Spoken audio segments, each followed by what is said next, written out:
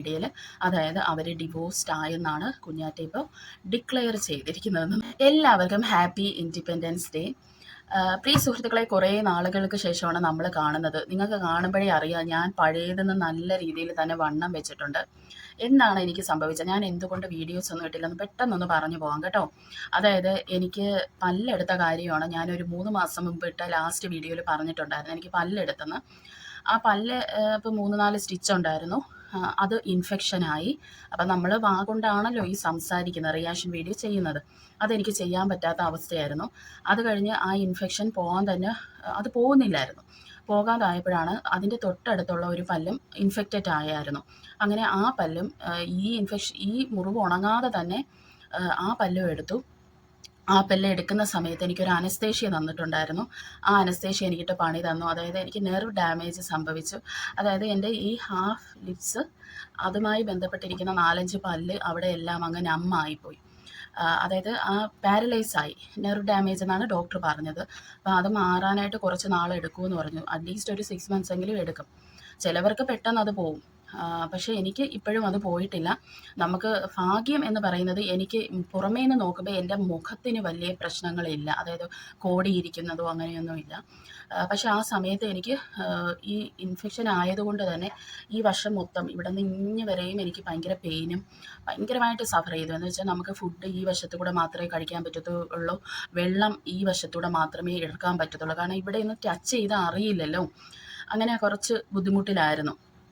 ഇപ്പോൾ മാറിയോ എന്ന് ചോദിച്ചാൽ, ഇങ്ങനെ തൊടുമ്പോഴത്തേക്കിനും നമ്മൾ ഇങ്ങനെ എന്തോ ഒരു വല്ലാത്ത ഫീലിംഗ്, അതായത് പെരുത്തിരിക്കുന്ന ഒരു സ്ഥലത്ത്, അതായത് ഈ അനസ്തേഷ്യയൊക്കെ തന്ന സ്ഥലത്ത് നമ്മൾ തൊടുമ്പോൾ ഒരു വല്ലാത്തൊരു ഇതാണല്ലോ, അതുപോലെയാണ് തോന്നുന്നത്. പിന്നെ കറണ്ട് അടിച്ച കണക്കുള്ള ഇത്, കുറേ നേരം നമ്മൾ കാലൊക്കെ ഒരിടത്ത് ഇരിക്കുമ്പോൾ നമ്മളെ കാലിൽ പെരുത്ത് വരത്തില്ലേ, അതുപോലെ. അപ്പോൾ അന്നേരം ഈ കറണ്ട് അടിച്ച കണക്കൊരു ഫീലിംഗ് ഉണ്ടല്ലോ, അതാണ് എനിക്ക്. പിന്നെ ഇവിടുത്തെ 4 പല്ല് ഭയങ്കര സെൻസിറ്റീവായിപ്പോയി. അവിടെ നമുക്ക് തൊട്ടാൽ പോലും സെൻസിറ്റീവാണ് ആ പല്ലുകൾ. അത് ചിലപ്പോൾ ഇത് മാറി വരുന്നതായിരിക്കും, എന്നാന്ന് എനിക്കറിയില്ല. എന്തായിരുന്നാലും ഇപ്പം ഞാൻ കുറച്ചെങ്കിലും നമുക്ക് ഇപ്പം ഞാനിങ്ങനെ സംസാരിക്കുമ്പോൾ എനിക്കറിയാം, ഇവിടെ മൂവ് ചെയ്യുന്നത് അറിയാം. മറ്റതെനിക്ക് അറിയത്തില്ലായിരുന്നു. അപ്പോൾ അത്രയൊക്കെയാണ് കാര്യങ്ങൾ. അപ്പോൾ നമുക്ക് കാര്യത്തിലോട്ട് കടക്കാം. അപ്പോൾ നിങ്ങൾക്ക് എല്ലാവർക്കും അറിയാമായിരിക്കും, മിറാക്കിൾ ബ്യൂട്ടി വ്ളോഗറായ നമ്മുടെ കുഞ്ഞാറ്റയെ. ഞാൻ പേഴ്സണലി പറയുവാണെങ്കിൽ ഞാൻ ഒത്തിരി ഇഷ്ടപ്പെടുന്ന ഒരു കുട്ടിയാണ് കേട്ടോ കുഞ്ഞാറ്റ എന്ന് പറയുന്നത്. ഞാൻ കുഞ്ഞാറ്റയെ പറ്റി ഒരു 10 മാസം മുമ്പ് ഒരു വീഡിയോ ഇട്ടിട്ടുണ്ടായിരുന്നു. അപ്പോൾ അതിൽ തന്നെ ഞാൻ ചോദിച്ചിട്ടുണ്ട്, നിങ്ങളുടെ ഹസ്ബൻഡിനെ നിങ്ങൾ എത്ര നാളാണ് സ്പൂൺ ഫീഡ് ചെയ്യാനായിട്ട് ആലോചിച്ച് വെച്ചിരിക്കുന്നത്?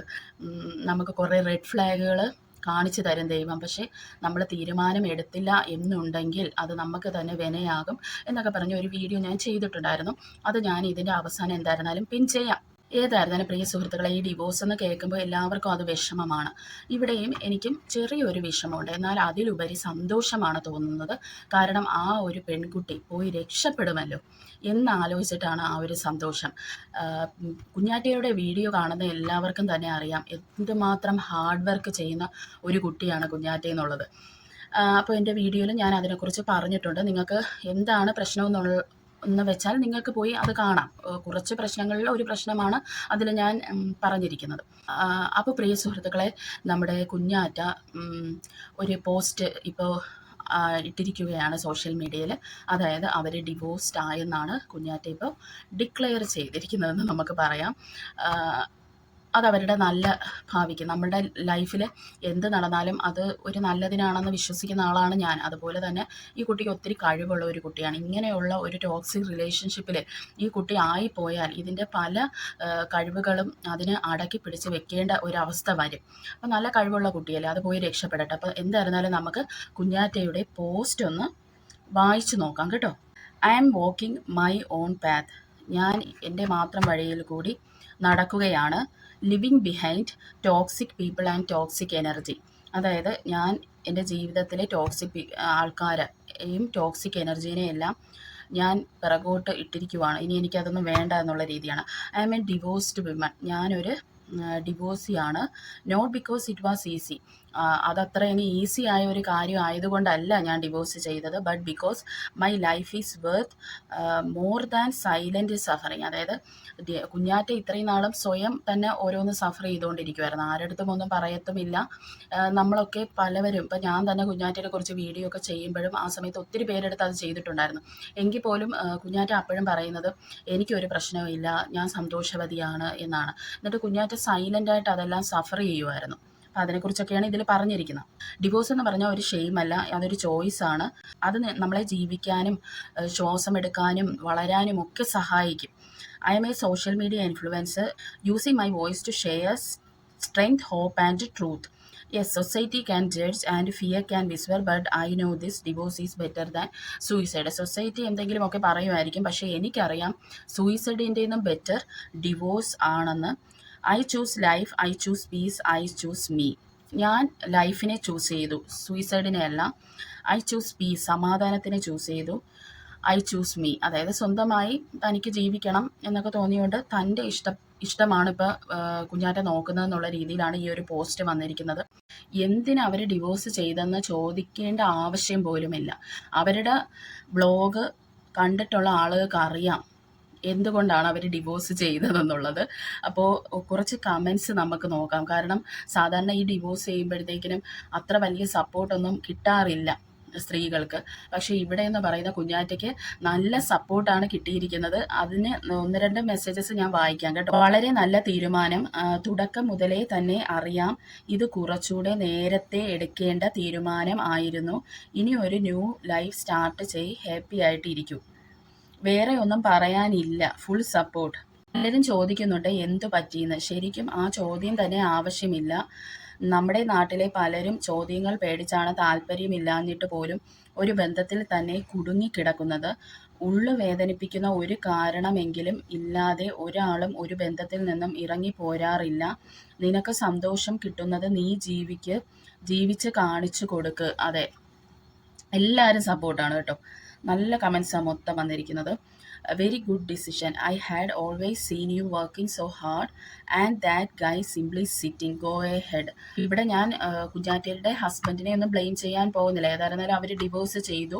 അപ്പോൾ പ്രിയ സുഹൃത്തുക്കളെ, എന്താണ് പ്രശ്നമെന്നുള്ള കുറച്ച് പ്രശ്നങ്ങൾ ഞാൻ മുമ്പ് ചെയ്തു എൻ്റെ ഒരു വീഡിയോയിൽ ഞാൻ പറഞ്ഞിട്ടുണ്ടായിരുന്നു.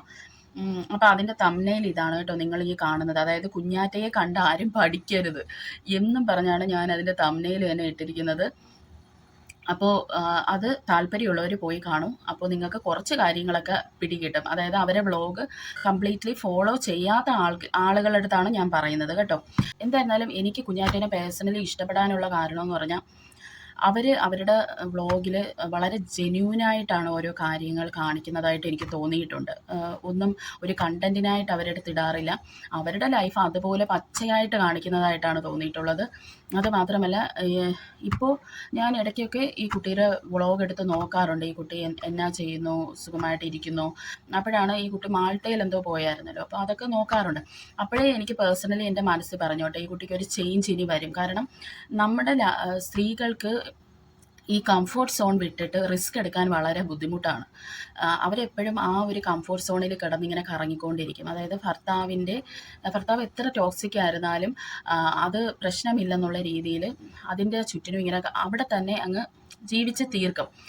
പക്ഷേ ഏത് സ്ത്രീയാണോ ഒരു റിസ്ക് എടുത്ത് പുറത്തിറങ്ങാൻ ശ്രമിക്കുന്നത്, അങ്ങനെ പുറത്തിറങ്ങുമ്പോഴേ നമ്മൾ എന്തുമാത്രം വില മതിക്കുന്നതാണെന്ന് നമുക്ക് തന്നെ സ്വയം മനസ്സിലാക്കാനുള്ള കുറേ അവസരങ്ങൾ നമുക്ക് കിട്ടും. അപ്പോൾ ഇവിടെയും അത് തന്നെയാണ് സംഭവിച്ചതെന്നാണ് ഞാൻ സ്വയം വിശ്വസിക്കുന്നത്. എന്തായിരുന്നാലും കുഞ്ഞാറ്റയുടെ ഫ്യൂച്ചറിന് എല്ലാവിധ സപ്പോർട്ടും നൽകുന്നു. അവർ നല്ല അടിപൊളിയായിട്ട് മുന്നോട്ട് പോട്ടെ. അപ്പോൾ ഇങ്ങനെ കുടുങ്ങി കിടക്കുന്ന ഏതെങ്കിലുമൊക്കെ കുട്ടികളുണ്ടെങ്കിൽ എത്രയും വേഗം ആ ടോക്സിക് റിലേഷനിൽ നിന്നൊക്കെ പുറത്ത് വരണം.